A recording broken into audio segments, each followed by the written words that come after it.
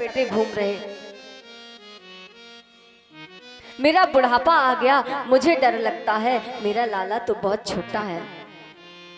भोले बाबा ने बहुत प्रयास किया तो मैया कहने लगी कि आपको जो चाहिए हो आप बता दो, आपको राशन पानी चाहिए हो दे देंगे, आपको सोने के सिक्के चाहिए हो हम दे देंगे, जो कहोगे दे देंगे, जैसे कहो वैसे स्वागत करेंगे, लेकिन लाला का दर्शन नहीं करवाएंगे।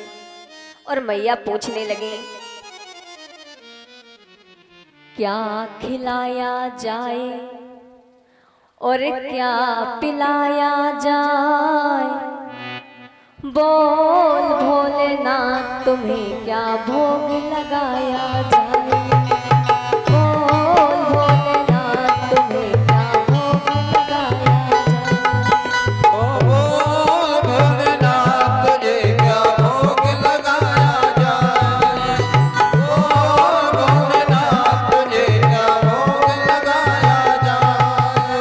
कैसे रिझाया जाए तुम्हें कैसे मनाया जाए, बोल भोलेनाथ तुम्हें क्या भोग लगाया जाए। बोल भोलेनाथ तुझे क्या भोग लगाया जाए।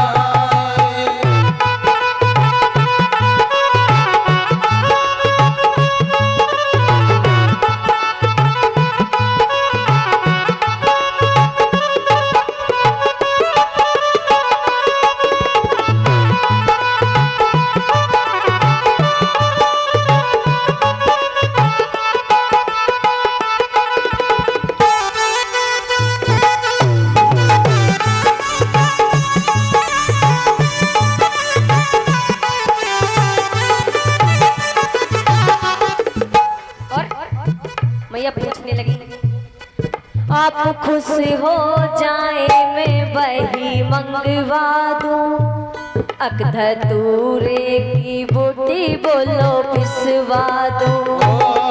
धतूरे की बूटी बोले पिसवा दो, धतूरे की बूटी बोले पिसवा दो। बोलो भोले जी बोलो जरा अखियां तो खोलो, बोलो भोले जी बोलो जरा अखियां तो खोलो। बोलो भोले जी बोलो भांग घुटवा दो, इसमें से डाली जाए बादाम मिलाया जाए, बोल भोलेनाथ तुम्हें क्या भोग लगाया जाए। ओ बोल भोलेनाथ तुम्हें क्या भोग लगाया जाए, बोल भोलेनाथ तुम्हें क्या भोग लगाया जाए।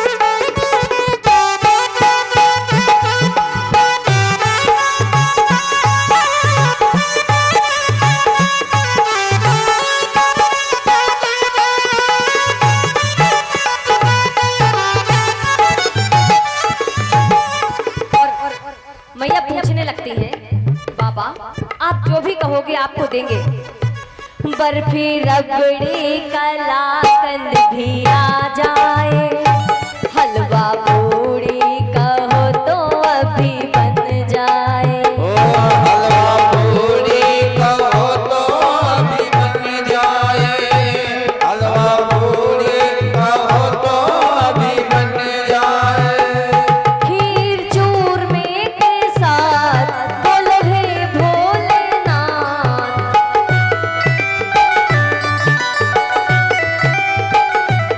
खीर चूरमे के साथ लगाया जाए, रायता बनवाया जाए। बोल भोलेनाथ तुम्हें क्या भोग लगाया जाए। ओ बोल भोलेनाथ तुम्हें क्या भोग लगाया जाए।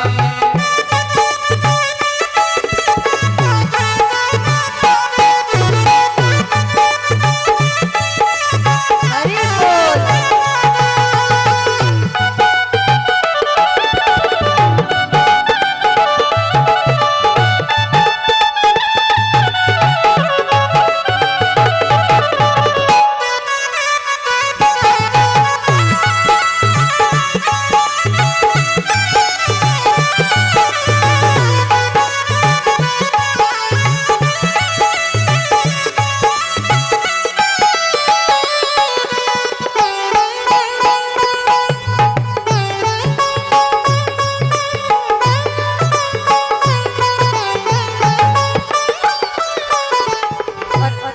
अब मैया पूछते हैं कि बाबा आपको जो फल पसंद हो आप मुझे वो बताएं। आपको दूध दही ज्यादा पसंद है, आप बताओ तो सही। पूछती हैं आम अमरूद खाओ बाबा, खरबूजा सेब संतरा अनार ले लो तरबूजा। ओ सेब संतरा अनार ले लो तरबूजा। सेब संतरा अनार ले लो तरबूजा। काले अंगूर प्यारे संग में आलू बुखारे। काले अंगूर प्यारे संग में आलू बुखारे। काले अंगूर प्यारे पियो रूह अफ़ज़ा। दूध चढ़ाया जाए जो तेरे मन को भाए। बोल भोलेनाथ तुम्हें क्या भोग लगाया जाए। ओ बोल भोलेनाथ तुम्हें क्या भोग लगाया जाए। बोल भोलेनाथ तुम्हें क्या भोग लगाया जाए। बोल भोलेनाथ तुम्हें क्या भोग लगाया जाए। बोलिए राधा माधव सरकार की। जय हो जय हो। जब इतनी विनती करने के बाद भी यशोदा मैया ने दर्शन नहीं करवाए तो भोले बाबा कहने लगे मैया अभी सोच लो, अगर हम एक बार चले गए ना तो लौट के नहीं आएंगे। मैया बोली ठीक है हमने सोच लिया। बाबा जाने लगे फिर मुड़ के आए, मैया सोच लो। मैया बोली बाबा मैंने सोच लिया। बाबा जा रहे हैं, आगे जा रहे हैं, लेकिन पीछे पलट पलट के देखते जा रहे हैं कि शायद अभी आवाज लगाएं। और जैसे ही भोले बाबा वहां से गए तो मेरे गोपाल ने जोर जोर से रोना शुरू कर दिया। अब तो मैया परेशान, बहुत प्रयास किया लेकिन कन्हैया चुप नहीं हो रहे। तभी एक गोपी आई, कहने लगी मैया आज लाला बहुत रो रहे हैं। मैया बोली हाँ। तो गोपी कहने लगी कि क्या कारण है। बोली पता नहीं, कोई आया था क्या। मैया बोली वैसे तो कोई नहीं आया। मैया अच्छे से याद करो कोई आया था क्या। हाँ एक सांपन बारो बाबा जरूर आओ तो मोए तो ऐसा लगे कि वाई की नजर लग गई। गोपी बोली मैं जाके देख के आती हूँ, अभी ज्यादा दूरी पर नहीं गए होंगे। गोपी दौड़ी दौड़ी गई भोले बाबा के पास। भोले बाबा गांव के बाहर एक वृक्ष के नीचे ध्यान लगाए बैठे थे। तो गोपी कहने लगी अरे बाबा जी चलो तुम्हें नंदरानी ने बुलाया है। तो भोले बाबा कहने लगे ना हम नहीं जाएंगे। अरे बाबा चलो। तो भोले बाबा कहने लगे कि जाके पहले नंदरानी से पूछ के आओ कि अपने कन्हैया का दर्शन करवाएंगी कि नहीं। बेचारी गोपी फिर दौड़ी दौड़ी आई। नंदरानी ने कह दिया कि हाँ ठीक है तुम बुला लाओ। फिर भागी भागी गई। अरे बाबा नंदरानी ने कहा है कि हाँ आपको दर्शन करवाएंगे। भोले बाबा आए। अब मैया ने क्या किया कि कन्हैया को गोदी में लेके दूर खड़ी हो गई। बोली लो बाबा जी यहीं से दर्शन कर लो। भोले बाबा बोले ऐसे नहीं, गोदी में देना पड़ेगा। मैया बोली नहीं बाबा जी ऐसे ही दर्शन कर लो। तो जैसे ही भोले बाबा जाने को हुए कि हम जा रहे हैं, तो कन्हैया जोर जोर से चिल्लाने लग गए। अब मैया परेशान, बोले ठीक है, लेकिन एक शर्त पर दूंगी। क्या? बोले तुम्हारे जे है ना जे, इनको मुंह पीछे का कर लो। अब जैसे ही भोले बाबा ने कन्हैया को अपनी गोदी में लिया, तो कन्हैया खिलखिला के हंसने लगे। मैया ने जैसे ही देखा कि मेरा लल्ला हंस रहा है, तो मैया बोली लाओ बाबा जी अब दे दो मेरी गोदी में। अब कन्हैया भी लीला करने में लगे हैं। मैया की गोदी में जाए तो रोने लग जाएं, और भोले बाबा की गोदी में जाए तो खिलखिला के हंसने लग जाएं। मैया ने हाथ जोड़ लिए, बाबा जी कछु ऐसो कर दो कि मोई गोदी में आके भी लाला मेरो हंसवे लग जाए। भोले बाबा कहने लगे कि एक शर्त पर। क्या? बोले मेरी बस एक ही शर्त है कि जब तुम अपने लाला को स्नान करवाओ, और जहां से उसके स्नान का वो जल निकले, वहीं पर मेरा एक छोटा सा मंदिर बनवा दो। मैया बोली ठीक है। और तभी से मेरे भोले बाबा का एक नाम नंदेश्वर भी हो गया। बोलिए नंदेश्वर महादेव की जय। और धीरे धीरे मेरे लाला अब 1 वर्ष के हो रहे, और बलराम भैया 2 वर्ष के। अब इधर वसुदेव जी के मन में चिंता है कि मेरा एक बालक 1 वर्ष का हो गया और दूजा बालक 2 वर्ष का हो गया, लेकिन दोनों में से किसी के नामकरण संस्कार नहीं हुए हैं। तो अपने कुल गुरु गर्गाचार्य जी को बुलाया और कहने लगे महाराज आप मेरे बालकों का नामकरण करवा के आइए। तो गर्गाचार्य जी कहने लगे कि हम आपके पुरोहित हैं, और अगर हम नंद बाबा के यहाँ जाएंगे नामकरण के लिए, तो कंस को पक्का भरोसा हो जाएगा कि वो दोनों आपके ही बालक हैं। वसुदेव जी ने कहा नहीं महाराज, आपको जाना ही होगा। गर्गाचार्य जी बोले ठीक है, जैसी आपकी इच्छा। तो गर्गाचार्य जी आते हैं। जैसे ही आए, नंद बाबा ने उनका स्वागत किया। जलपान के पश्चात पूछने लगे महाराज आज कैसे आगमन हुआ? तो कहने लगे अरे हमारा तो काम ही है, किसी के यहाँ मुंडन संस्कार का मुहूर्त देखना, किसी का विवाह का मुहूर्त देखना, किसी के नामकरण संस्कार करवाना। बोले हाँ महाराज, चोखी याद दिवाई, हमारे घर में भी 2-2 लाला है और काऊ को नामकरण ना भयो। बोले महाराज हमारे लाला का भी नामकरण संस्कार करवा दो। तो गर्गाचार्य जी कहने लगे अरे हम आपके लालाओं का नामकरण संस्कार कैसे करवाएं? हम तो वसुदेव जी के कुलगुरु हैं, और अगर आपके लालाओं का नामकरण संस्कार करवाया तो कंस वैसे भी आपके बालक के पीछे पड़ा है, कितने षड्यंत्र नहीं किए मारने के, तरह तरह से प्रयास करता है, और अगर हमने नामकरण संस्कार करवाया तो उसको पक्का भरोसा हो जाएगा। बोले महाराज हम कुछ नहीं जानते। तो गर्गाचार्य जी कहने लगे कि एक शर्त पर नामकरण संस्कार करवाएंगे। बोले क्या? बोले आप किसी को इस बात की खबर नहीं देंगे। क्यों? क्योंकि आपके घर में जितने भी उत्सव होते हैं बड़े धूमधाम से होते हैं। गौशाला में नामकरण संस्कार होगा। बोले ठीक है महाराज, जैसा आप कहेंगे वैसा ही होगा। गौशाला में चौका लगाया गया और सुंदर आसन बिछाया गया। अब इधर माताओं ने एक होशियारी कर ली। क्या? कि दोनों माताओं ने आपस में बालकों को बदल दिया, ये देखने के लिए कि सच्चे ज्योतिषी हैं या ऐसे कोई खड़िया पलटन आ गए। माताएं गई। अब गर्गाचार्य जी ने जैसे ही यशोदा मैया को देखा, उनकी गोदी में बलराम जी को बैठे देखा, तो अपने मन में सोचने लगे माताएं होशियारी कर गई। और जैसे ही कन्हैया को देखा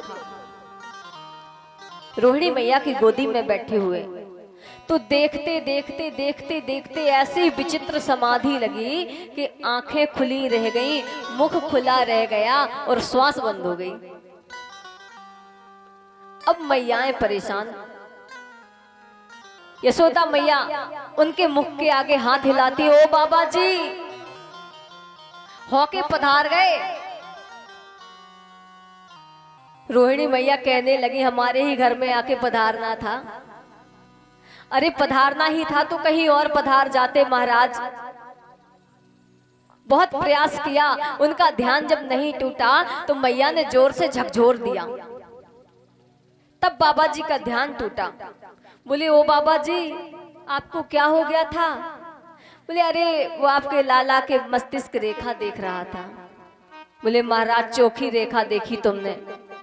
हमें तो लगा था कि महाराज पधार लिए। अब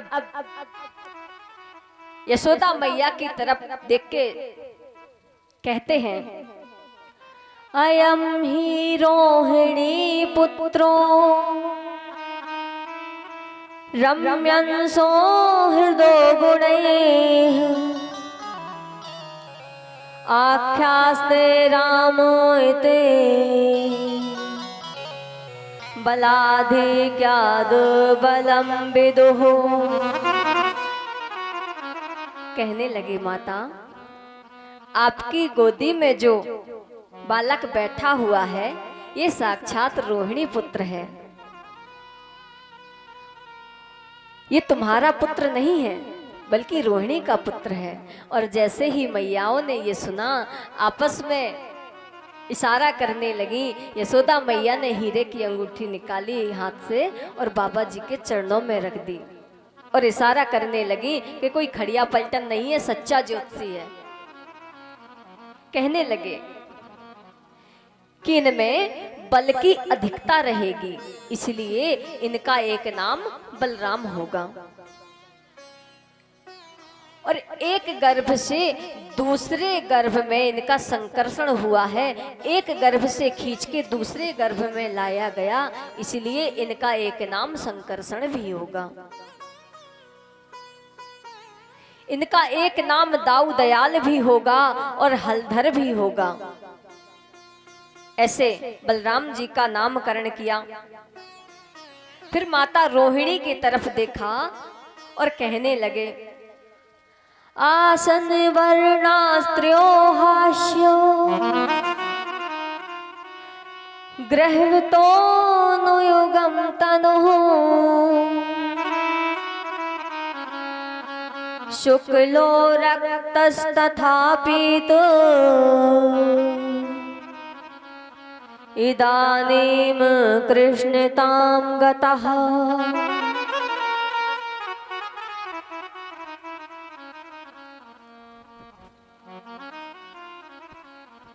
कहने लगी कि मैया इनका पहले शुक्ल वर्ण था, फिर इनका रक्त वर्ण हुआ, फिर उसके बाद इनका पीत वर्ण हुआ और अब इनका कृष्ण वर्ण है, इसलिए इनका नाम कृष्ण रखता हूं। ये थोड़ा सांवला है ना, लेकिन मैया ये सांवला नहीं है, ये तो जग का उजाला है। ये कभी वसुदेव जी के पुत्र भी रह चुके हैं, इसलिए इनका एक नाम वासुदेव भी होगा। गर्गाचार्य जी ने ये नहीं बताया कि ये वसुदेव जी के ही पुत्र हैं, बल्कि ये कहा कि ये कभी उनके पुत्र रह चुके हैं। इनका एक नाम मधुसूदन होगा, मुरलीधर होगा, गोविंद होगा। कितने नाम बताऊं, ये जब जैसी लीला करेंगे तब तैसे इनके नाम होंगे।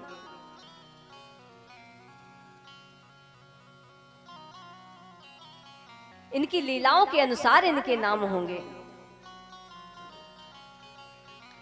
और अपने मन में सोचते हैं कि इनके हवाले तो अपना जीवन समर्पित कर देने का मन है, हो जीवन है तेरे हवाले। और लीजिए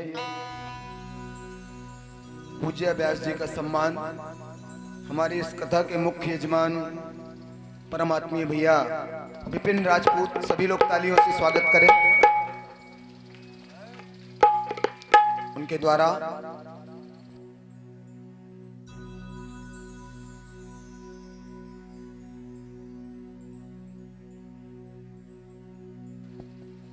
और उन्हीं के बड़े भैया श्री जयेंद्र राजपूत एवं उनकी धर्मानुरागी पत्नी श्रीमती ममता राजपूत, सभी लोग तालियों से स्वागत करेंगे।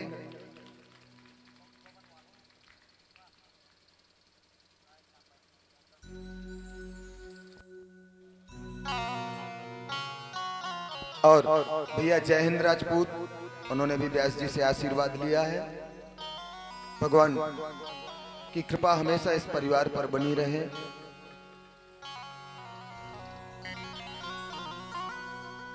श्री राधे।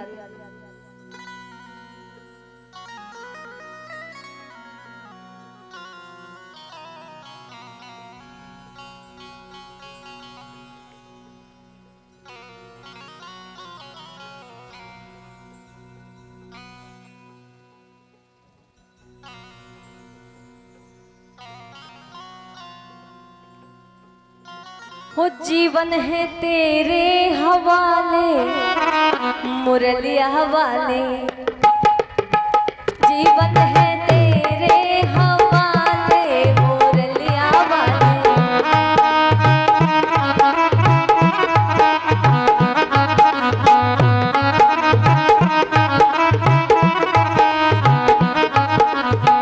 बाके मुरलिया वाले, प्यारे मुरलिया वाले। बाके मुरलिया वाले, प्यारे मुरलिया वाले। बाके मुरलिया वाले, प्यारे मुरलिया वाले। बाके मुरलिया वाले, प्यारे मुरलिया वाले। जीवन है तेरे हवाले, मुरलिया वाले। जीवन है तेरे हवाले, मुरलिया वाले।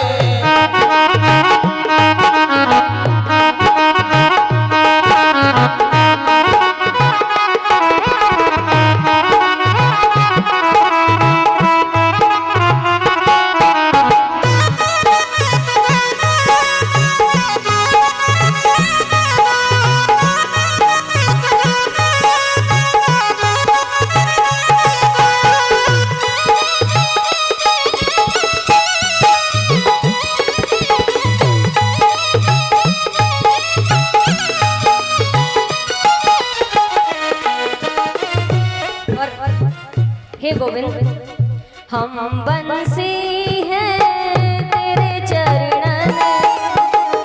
हम बंसी हैं तेरे अधरन की। हम बंसी हैं तेरे अधरन की। और चाहे तू जैसे बजा ले, मुरलिया वाले। जीवन है तेरे हवाले, मुरलिया वाले। जीवन है तेरे हवाले, मुरलिया वाले।